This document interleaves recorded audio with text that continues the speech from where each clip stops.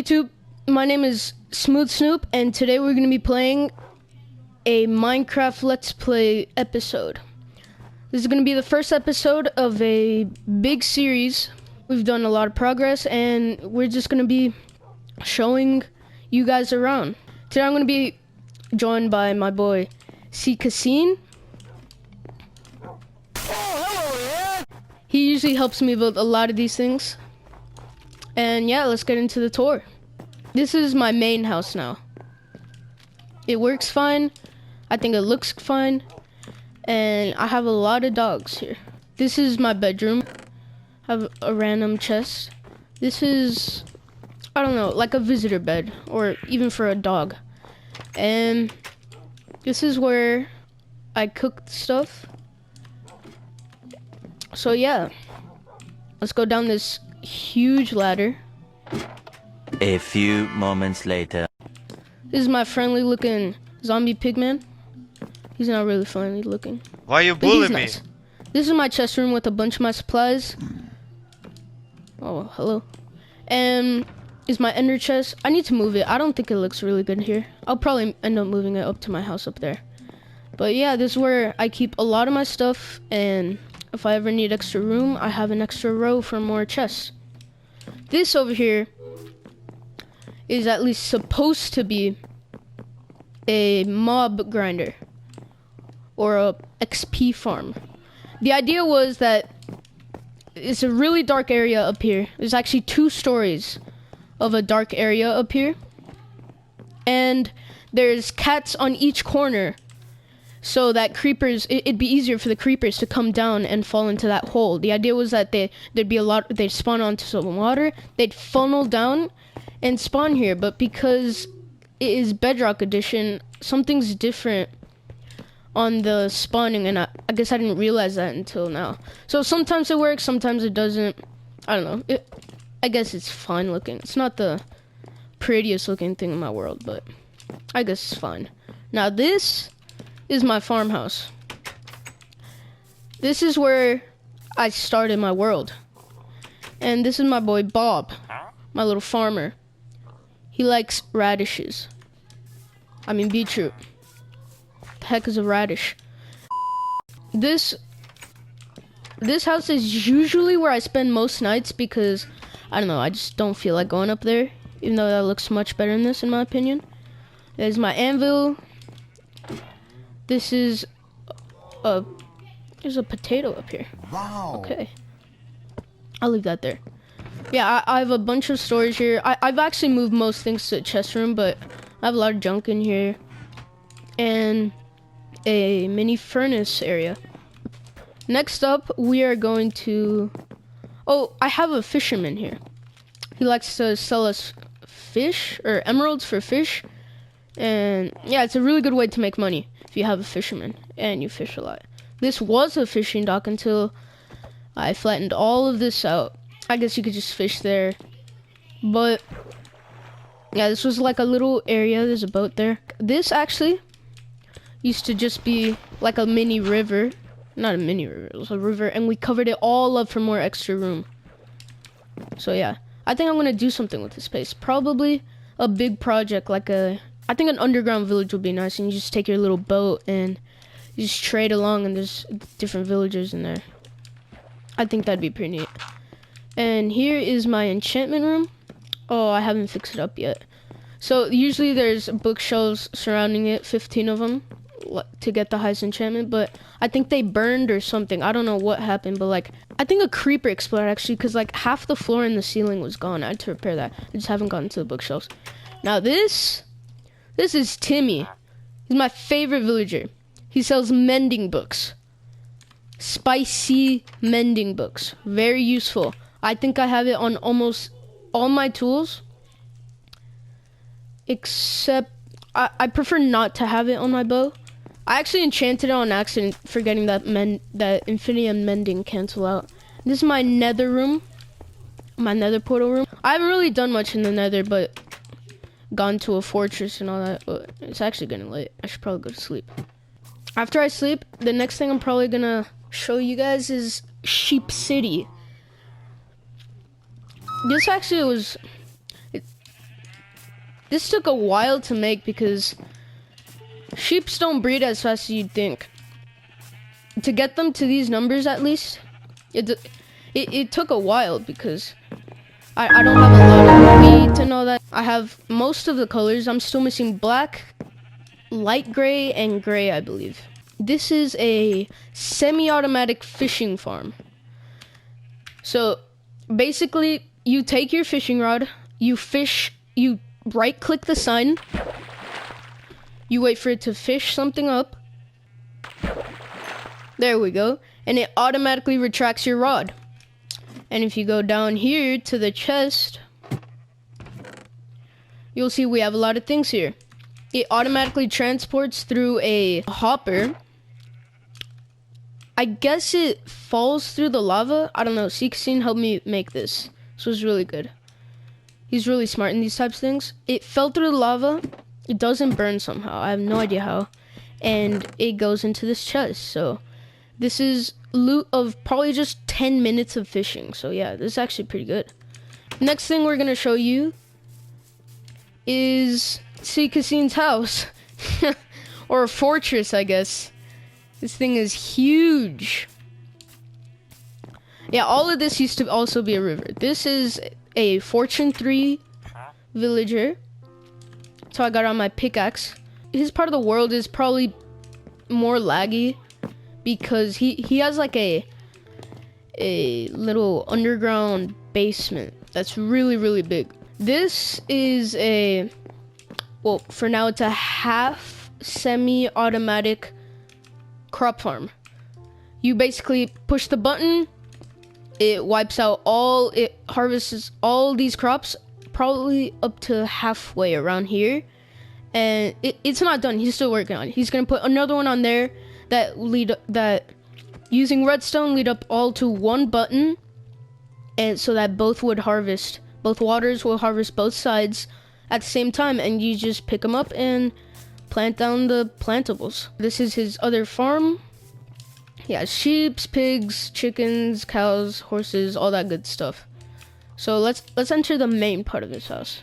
So basically, it's like his idea was to make a cool looking tree base or something. This used to be a tree up here. I think we cut it down. We ended up cutting it down.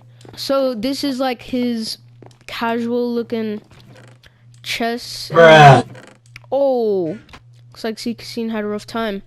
He has his crafting table, his furnace, all that. Up here, this helped out a lot. The canal goes to a village. I'll actually ride over there right now. Let me wear my elytra, and I don't think he has a boat on him. I'm gonna go grab a boat. I think water, in my opinion, is the best way to transport villagers, especially early game when you don't have a lot of resources. So yeah, it was kind of far, so we decided to make like a mini bridge canal over to it. It usually takes us like about 30 seconds to get over there. And we're here. So it's not that long of a ways. It takes like a minute, probably tops, depending on if you're messing around with your boat.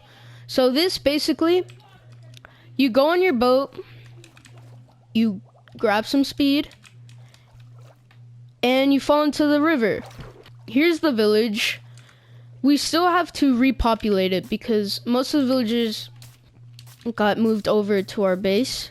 This village is pretty dead. We kidnapped all the villagers. We gotta clean it up. I think I'm gonna remodel this and make it look really, really nice. Whoops. Looks like the boat got stuck. That happens sometimes. That's why whenever I'm transporting villagers, I usually like to take 2 boats in case that happens. But we don't really like transporting baby villagers yet because when they fall off the boat going up here, they like to jump up here and kind of go splat. So yeah, not doing that. So I'm gonna get back to the base and show you the rest of the world. This is a nice little pool. Oh, this is open. Usually this is closed and so and you open it up using the item frame. Go down here. This is his little underground basement. I'm in his furnace room.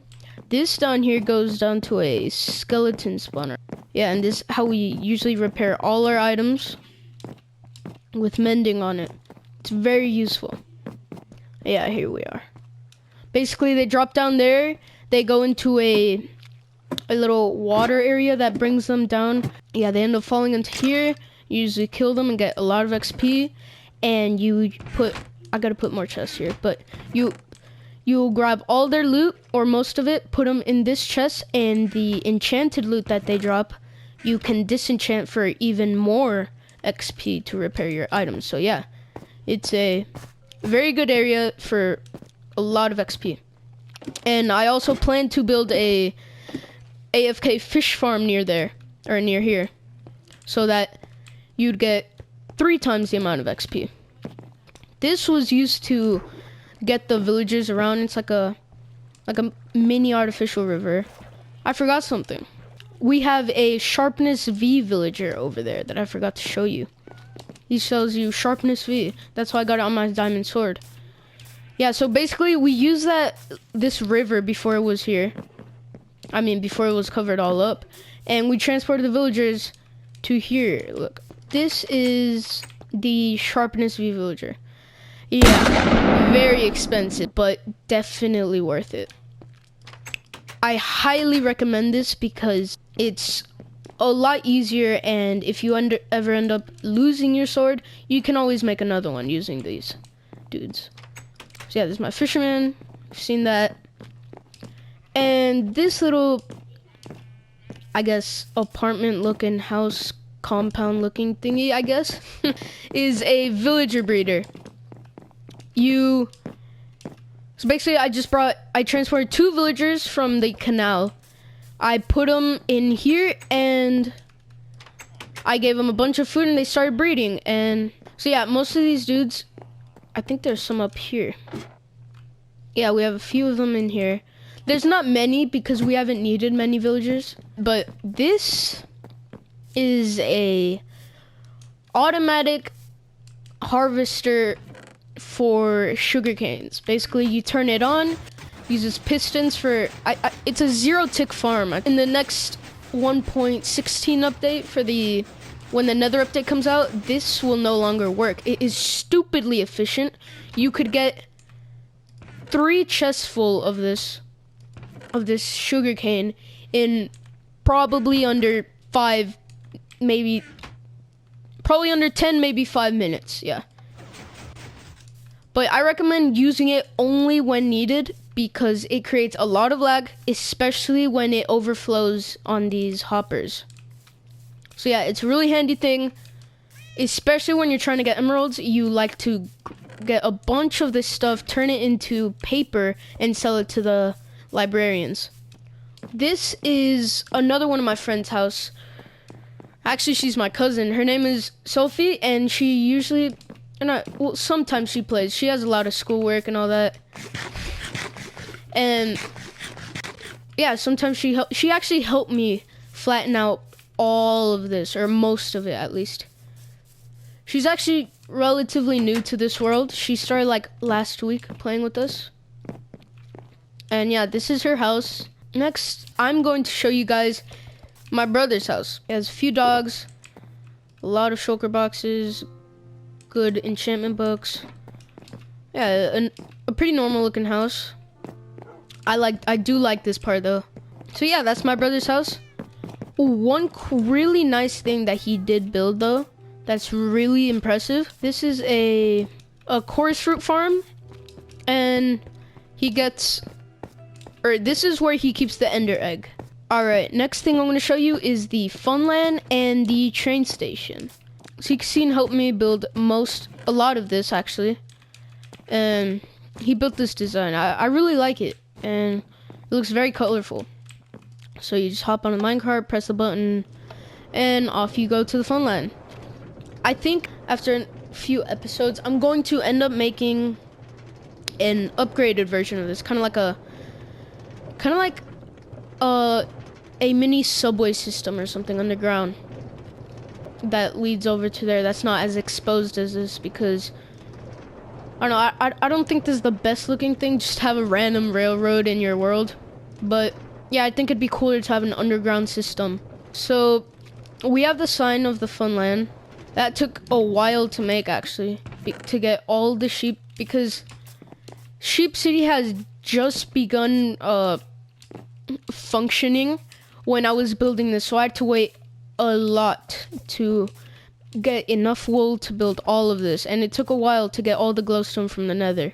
This is where you, I already did that, put the railroad, the minecart, and these are just supplies or chests to empty out your inventory when you're coming to build something here. So the first game that I'm going to show you guys is called, well, I don't really have a name for it. It's kind of similar to Stampy's game. I just call it the duck game. So basically, you walk inside and there are two teams. You could be the blue or the red team. The objective of the game, oh, looks like it hasn't been reset. Basically, how many chickens are there? 1, 10. So there'd be 5 chickens on my side and 5 chickens on the opponent's side. Basically, you'd take your fishing rod, you'd set a 2-minute timer, and once I say go, that's when it starts, and you try to fish as many chickens, or ducks, I guess in this case, to your side as possible. And the person with the most ducks at the end of the round, or at the end of the 2 minutes, wins. And this is a spectator area if you're waiting for your turn. So yeah, that's the duck game. Over here is a dunking booth game. So basically, you take a bow. So you get on the minecart, there'd be someone else up there, and basically you'd shoot the button. You'd try to shoot the button, and when you shoot the button, if I can shoot the button, there we go. I'm not very good at this game.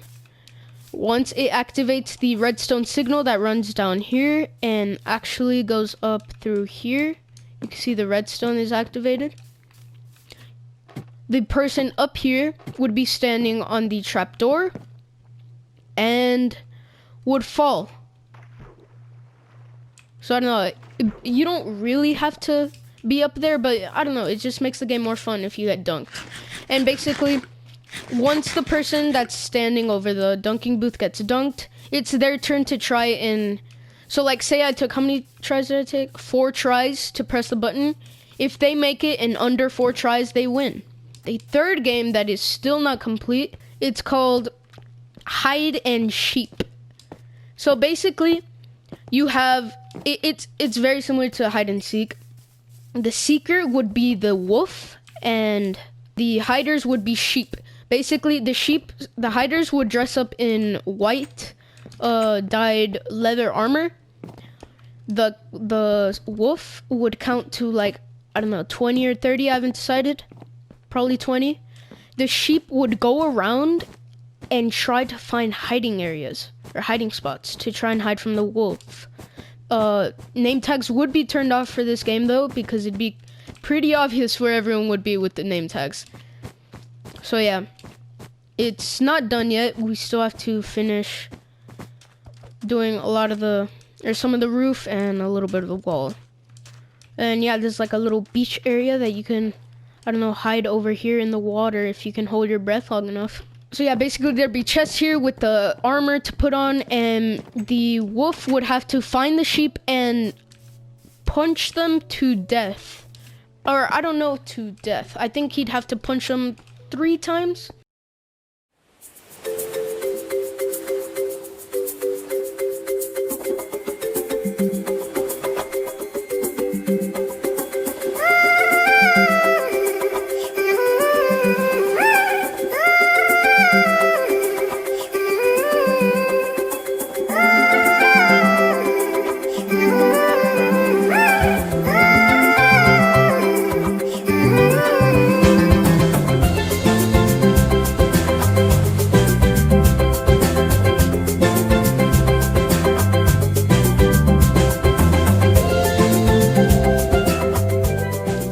So this is basically a mini shack that me and my helpers spend the night in case, because a lot of monsters spawn at night. So you'd have to go in here and just sleep. And it's very small, but I actually kind of like it because it's actually very functional. You have 4 beds actually for 4 people. You have a few chests. You have a crafting table and a furnace. So you can actually do a lot in this little area, and especially for 4 people. Down here, you still have access to all of these things. So yeah, I don't know. I kind of like the look of it. Alright, I think that is everything. Okay, so I'm going to take it from here because this guy's about to say a bunch of dumb bull crap. If you enjoyed the video, make sure to drop a like and comment down what you want to see on this channel. And be sure to subscribe to see more.